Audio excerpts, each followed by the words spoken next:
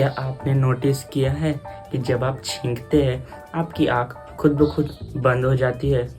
दरअसल छींकते समय हमारी नाक, आँख और गले की नसें जुड़ी हुई होती है। जब नाक को जोर से झटका लगता है जैसे छींक, तो ये नसें रिफ्लेक्स एक्टिवेट कर देती है। ये एक सेफ्टी मैकेनिज्म है जिससे आँख सूखने या प्रेशर से बचती है। यानी छींक सिर्फ नाक की नहीं, पूरे चेहरे की रिफ्लेक्शन होती है। साइंस से जुड़े हुए फैक्ट्स के लिए सब्सक्राइब जरूर करें।